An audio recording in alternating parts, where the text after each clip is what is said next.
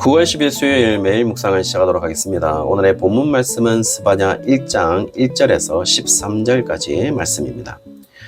오늘부터 스바냐를 시작을 합니다. 1절에 보시면 저자와 시기를 알려주고 있는데요. 유다 왕 요시아의 시대에 스바냐에게 임한 여호와의 말씀이라고 하는 것을 보면 요시아 왕의 시대가 기원전 640년에서 609년 사이이기 때문에 이 시기 안에 있음을 알 수가 있죠. 이 시기의 고대 근동의 주인은요, 아수르였던 것은 분명하지만 신바벨론의 등장이 이미 시작되었고 아수르는 이미 쇠약해지고 있고 바벨론의 힘이 강성해지던 시기였습니다. 따라서 어떤 열광에 줄 서야 할지 혼돈스러운 상황이었다라는 것은 충분히 예상 가능하죠. 1절에 다소 스바냐의 정체를 상세하게 밝히고 있습니다. 그래서 적어도 저자가 거짓을 진술하는 사람이 아니라는 사실을 말하는 의도가 보이고 있고, 무엇보다도 저자가 가지는 권위와 위치는 메시지의 신뢰성과 관련이 있기 때문에 저자의 정체성은 무엇보다도 중요하기 때문에 자세하게 진술하고 있는 것으로 보입니다. 1절에서 중요한 것은요, 지금부터 진술하고 있는 것이 정확히 무엇인지에 대해서 말해주고 있는데요. 그것이 여호와의 말씀이다라고 이야기를 해주고 있어요. 다시 말씀을 드리면 지금 진술되고 있는 메시지의 기원을 밝히고 있는 것이죠. 그 기원이 여호와로부터 나오고 있다라는 것을 말해주고 있어요. 자, 그렇다면 이제 메시지로 한번 들어가 보시면요. 2절에 심판의 경고와 함께 시작됩니다. 거기에 보시면 땅 위의 모든 것을 진멸하리라 라고 이야기를 하면서 시작을 하고 있습니다. 원문에서 특이한 점은요. 히브리어 첫 번째 단어와 두 번째 단어가 모음만 다르고 완전히 동일하다는 것입니다. 제일 오른쪽에 있는 단어가 아소프라는 단어로 기본형은 아사프입니다. 이 단어의 뜻은 모으다, 제거하다, 거두어들이다 라는 단어로 이 단어의 이미지가 추수를 연상하게 하는 단어인 것이죠.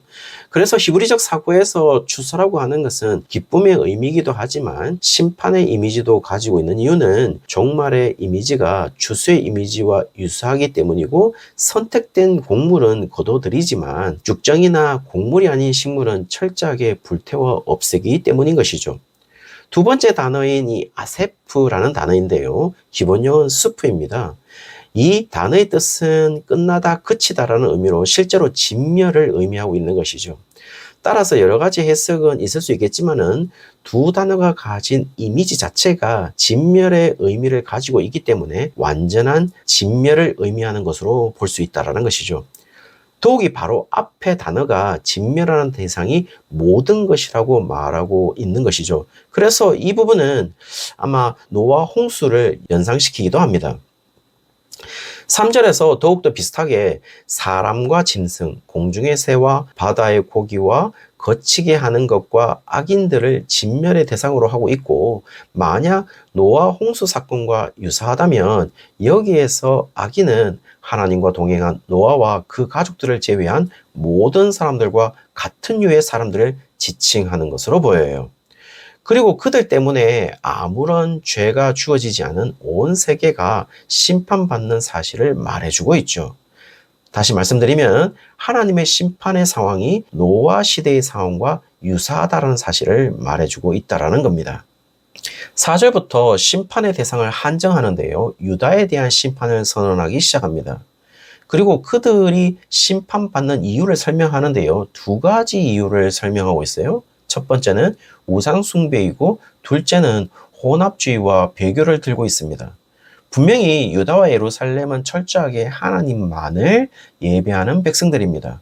그러나 의식적인 모든 것이 하나님을 향해 하는 백성들이, 특별히 열왕기하 23장 5절에 보시면 옛적에 유다 왕들이 세워서 유다 모든 성읍과 예루살렘 주위의 산당들에서 분향하며 우상을 섬기게 한 제사장들을 폐하며 또 바알과 해와 달과 별대와 하늘의 모든 별에게 분향하는 자들을 폐하고 라고 말씀하시는 이 구절에서 우상을 섬기게 한 제사장들이 바로 히브리어로 4절에 나오는 그마림이라는 것과 동일하는 것을 보면은 지금 유다 왕들이라고 하는 사람들이 유다와 예루살렘 주위의 산당들에서 우상을 섬기게 하는 제사장들을 세웠음을 말해주고 있죠. 5절에 하늘의 무별을 경배하는 자들, 그리고 말감을 가리켜 맹세하는 자들을 언급하면서 전자는 하나님이 창조한 창조물을 숭배하는 자들이고 후자는 암몬 족속이 숭배하는 몰렉 신인 말감을 숭배하는 자들인 것이죠. 그런데 문제는요. 첫째는 5절에서 그런 일들이 지붕에서 행해졌다라는 것은 너무도 쉽게 예배의 장소가 제공되었다라는 것을 말해주고 있고, 둘째는 단순히 우상 숭배만을 하는 것이 아니라 우상 숭배하고 있는 그 과정에서 여호와께 맹세하면서 이런 일을 함께 이루어졌다는 사실이에요. 그러나 6절에 이런 자들에 대한 규정으로 이들은 여호와를 배반한 자들이고 따르지 아니한 자들이고 여호와를 찾지도 아니하는 자들이고 구하지도 아니한 자들이다라는 것을 말해주면서 완전히 제거될 것임을 이야기해주고 있습니다. 왜냐하면 그들은 하나님과 관계없는 자들이 되었기 때문인 것이죠. 그들의 문제를 보면 그들은 단순히 우상 숭배한 자들이 아니라 여호와께도 맹세하면서 예배하는 자들이었어요. 지금 이런 현상이 이방 지역이었으면 충분히 이해가 될 수 있는 일이지만은 유다와 예루살렘이라는 사실이 놀라울 따름인 것이죠. 다시 말씀드리면 도저히 일어날 수 없는 일이 일어난 것이죠. 이제 유다에서 더 세밀하게 심판의 대상을 설정하게 되는데요. 7절부터 예루살렘과 그 관원들에 대한 심판을 선언하기 시작합니다.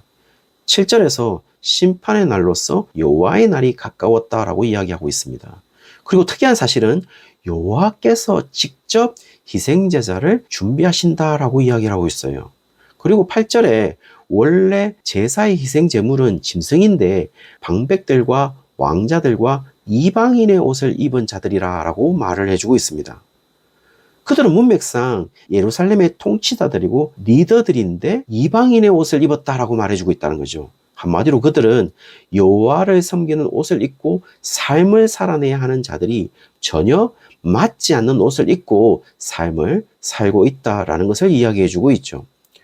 이 9절에는 문턱을 넘는 자라고 표현하면서 이 문턱이라는 단어가 미프탄이라는 단어인데요. 문지방을 가리키고 있습니다. 그것은 어떤 영역의 경계를 가리키고 있는 것이죠. 다시 말씀드리면 다른 영역을 침범했음을 이야기한다는 것입니다.